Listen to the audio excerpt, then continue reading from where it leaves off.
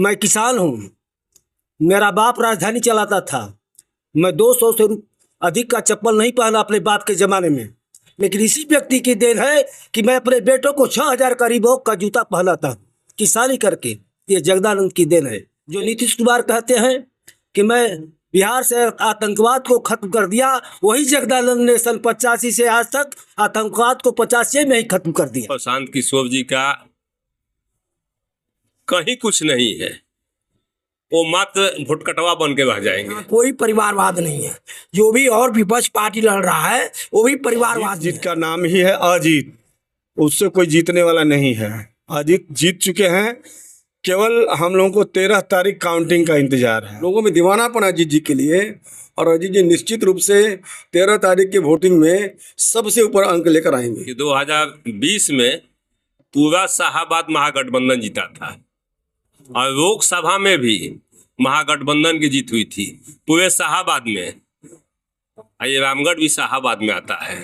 यहाँ किसी का आगे भी खाता नहीं खुलने जा रहा है। तो मेरा कैंडिडेट का ही नाम अजीत है, मेरे कैंडिडेट का नाम ही अजीत है, तो फिर अब उसको जीतने वाला रामगढ़ विधानसभा के लिए जगता जी ने अभी तक जो किया है उसी का परिणाम है कि यहाँ पर जो खेती बाड़ी का जो काम है या जो भी विकास की किरणें दिखाई पड़ती है उसमें कहीं ना कहीं उनका और उनके परिवार के सदस्यों का बहुत बड़ा योगदान है। अजीत सिंह ऐसा लड़का है जिसके कंधे पर एक मूसर का बेटा भी हाथ रखकर बात कर सकता है, अपनी समस्याएं कर सकता है। बनने के बाद सुधाकर सिंह जी के द्वारा इस्तीफे दिए जाने के कारण खाली हुई रामगढ़ सीट पर उपचुनाव की प्रक्रिया शुरू हो चुकी है।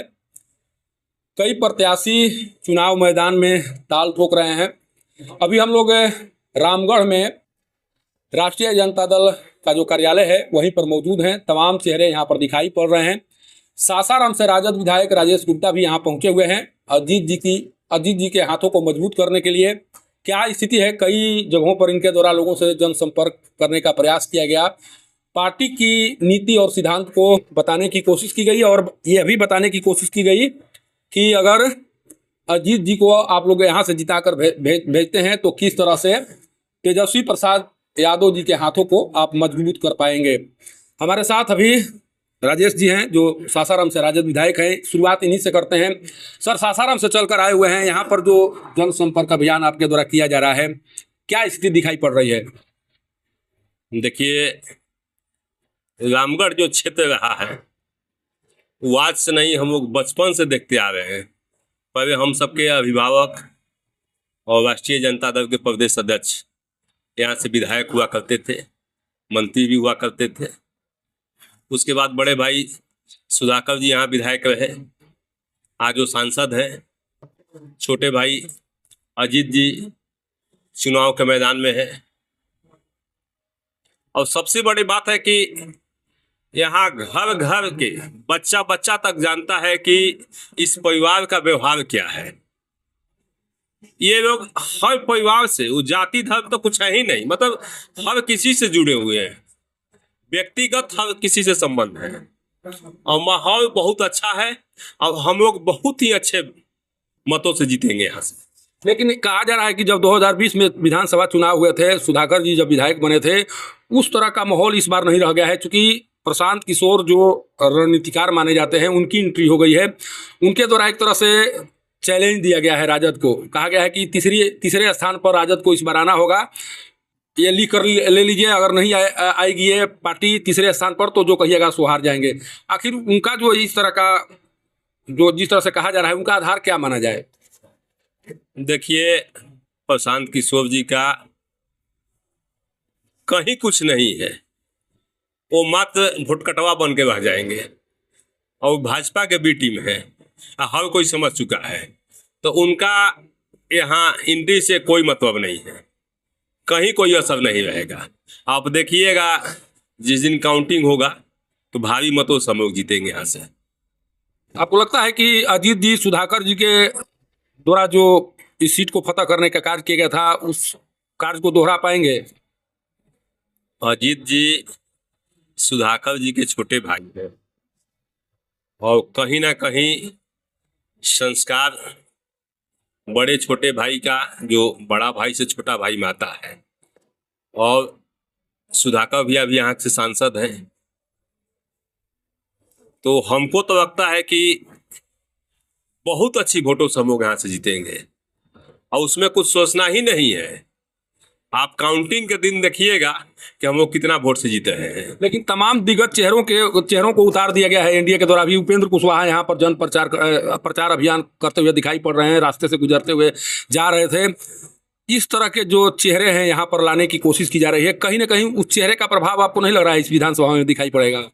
आप शायद भूल रहे हैं कि 2020 में पूरा शाहाबाद महागठबंधन जीता था और लोकसभा में भी महागठबंधन की जीत हुई थी पूरे शाहाबाद में। ये रामगढ़ भी शाहाबाद में आता है। यहाँ किसी का आगे भी खाता नहीं खुलने जा रहा है, आप देख लीजिएगा। देखिए, ये दावा है सासाराम विधायक राजेश कुमार गुप्ता जी का, जो 2020 में चुनाव हुए थे और चुनाव के दौरान जिस तरह से महागठबंधन के द्वारा शाहाबाद में अपना परचम लहराया गया था, उसके बाद से इनका जो दावा है इस बार उस दावे की परीक्षा होने वाली है। हमारे साथ एक राजद के कार्यकर्ता हैं, पूरी तरह से जो राजद का वेशभूषा है वो धारण किए हुए हैं, प्रदेश महासचिव हैं।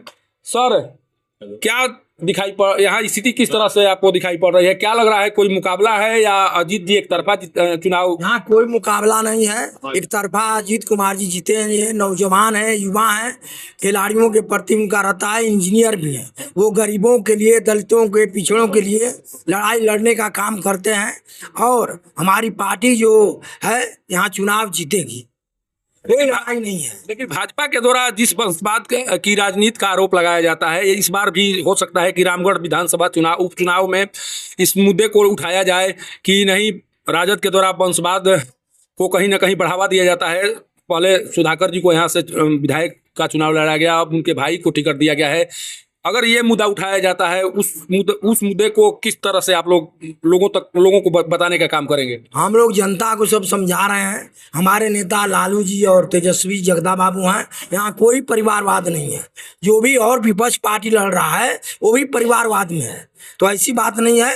और जन स्वराज जो पार्टी है वो वोट कटवा है। पहले भाजपा को दिल्ली और बिहार में वोट काटने का उनको समर्थन करता था, उसी तरह अपने कैंडिडेट को खड़ा किया है और यहाँ हम लोग का कोई फर्क नहीं हो रहा है। यह सुधाकर भाई जब 2020 में चुनाव लड़े थे उससे भी ज्यादा वोटों से हम यहाँ चुनाव जीते। प्रशांत किशोर 2 दिन पहले बोले हैं कि अगर तेजस्वी प्रसाद यादव को इतना ही भरोसा है रामगढ़ पर तो चुनाव लड़कर दिखा दें, तीसरी स्थान पर अगर वो नहीं आए तो हम अपना इस पार्टी से अपना इस्तीफा दे देंगे। इस तरह वह गलत बयान दे रहे हैं।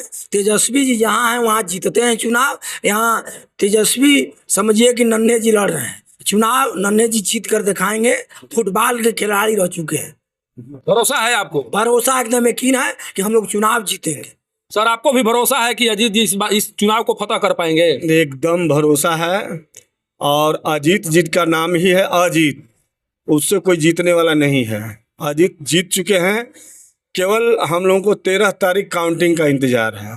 कारण ये है कि यहाँ जो रामगढ़ की धरती पर आप देख रहे हैं ये समाजवादियों की धरती रही है और यहाँ जो भी कार्य हुआ है, चाहे हॉस्पिटल हो, चाहे विद्यालय हो, चाहे नहरों में पानी की व्यवस्था हो, चाहे बाजार जो है आपका मार्केट में जितना कॉम्प्लेक्स देख रहे हैं, आदरणीय जगदा बाबू जो हमारे प्रदेश अध्यक्ष है उन्हीं के द्वारा बनाया गया है और उन्हीं का बनाया हुआ आज तक लोग सजो रहे हैं। और उसको उसी धारा में आगे जब हमारे विधायक माननीय सांसद विधायक हुए तो उनसे बढ़ चढ़ करके काम किया है। लगभग 3 साल के अंदर जब अपने विधायक कार्यकाल में रहे, बहुत से सारे काम, कम से कम अपने रीजन में 300 रोडों का उन्होंने शिलान्यास किया, जिसमें 200-225 रोड बन के तैयार हैं। लेकिन कहा जाता है कि जो वैश्य समाज है वो भाजपा का कैडर वोटर है और शायद आप वैश्य समाज से आते हैं। यहाँ पर क्या स्थिति है? कैडर वोटर काम करेगा या जगता जी के द्वारा किए गए कामों पर विश्वास करके लोग वोट करेंगे?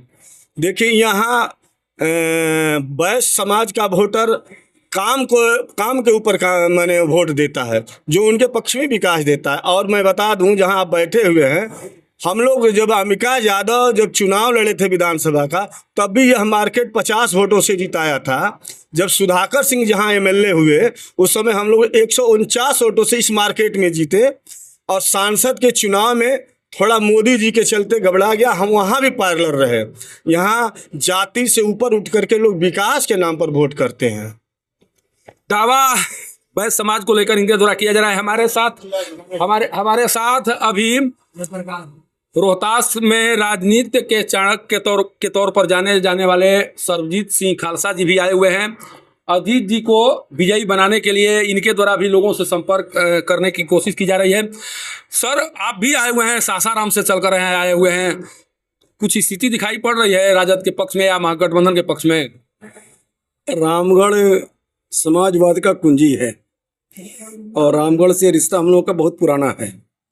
जब हम लोग के नेता माननीय जगदा बाबू चुनाव लड़ते थे तब भी हम लोग एक कार्यकर्ता बनकर यहाँ काम किए हैं और भरोसा ने यकीन है कि रामगढ़ की जनता रॉ मॉडल है विकास के लिए। पूरा शाहबाद रामगढ़ से सीखता है, तो ये सीखने वाली संस्था है और ये संस्था जितना मजबूत सजदा बाबू के समय में थी, जगदा बाबू के समय में थी, सुधाकर जी ने उसको मजबूत किया, उससे ज़्यादा मजबूत अजीत जी करेंगे। इसलिए कि अजीत जी एक ऐसा पर्सनालिटी है जो सब में प्यारे हैं। सब जाति के, सब धर्म के लोग अजीत जी को परिवार का अंग समझते हैं और जब जब मौका पड़ा है अजीत जी उनके लड़े हैं और जेल गए हैं। ये पहला वर्कर हैं जो जेल में 4 महीना रह करके और कार्यकर्ताओं के मान सम्मान की लड़ाई लड़े हैं। इसलिए लोगों में दीवानापन है अजीत जी के लिए और अजीत जी निश्चित रूप से 13 तारीख की वोटिंग में सबसे ऊपर अंक लेकर आएंगे। अच्छा, 2025 के विधानसभा चुनाव से पहले कहा जा रहा है कि एक अग्नि परीक्षा है। बिहार में जो 4 सीटों पर उपचुनाव हो रहे हैं उसको लेकर एनडीए और महागठबंधन को लेकर जो राजनीतिक विशेषज्ञ हैं उनके द्वारा कहा जा रहा है कि अग्नि परीक्षा है। इसमें इस परीक्षा में जो पास हो जाएगा उसके बारे में कहा जाने लगेगा कि नहीं 25 में पलड़ा भारी रहेगा। आपको लगता है कि इस अग्नि परीक्षा में महागठबंधन के जो सिपाही हैं वो सफल हो पाएंगे? हम लोग चुनाव के लिए हमेशा तैयार इसलिए रहते हैं कि हम लोग फील्ड में हमेशा वर्क करते रहते हैं और चाहे 25 का चुनाव हो या उपचुनाव हो, मेरे लिए दोनों बराबर है। और इस चुनाव को हम लोग 25 के चुनाव के नज़र से नहीं देख रहे हैं। इस चुनाव को हम लोगों को जीत करके माननीय तेजस्वी जी की झोली में डालना है, बस यही उम्मीद लेकर और इसी मिशन के साथ हम लोग लगे हुए हैं। और अब देखिए कार्यालय में हर जाति के लोग बैठे हुए हैं। ये नहीं कि किसी एक जाति की बहुत बहुलता यहाँ पर है, हर जाति के लोग उसी तन्मयता से लगे हुए हैं कि अजीत जी को हम लोगों को भेजना है, जैसे हम लोगों ने पीछे अपने नेताओं को भेजा है। तो अजीत जी को जाना है, निश्चित रूप से जाना है।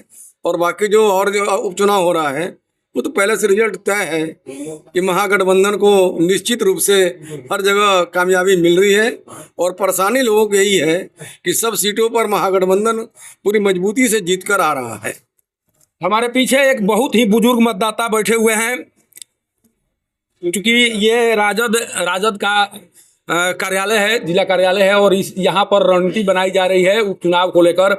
सर, आप भी एकदम मौन साध कर बैठे हुए हैं, क्या स्थिति दिखाई पड़ रही है यहाँ रामगढ़ में? स्थिति जो बहुत पहले से ही यहाँ स्थिति साफ है, क्योंकि यह धरती जो है रामगढ़ की वह काम करने वाले लोगों को ही प्रश्रय देती है।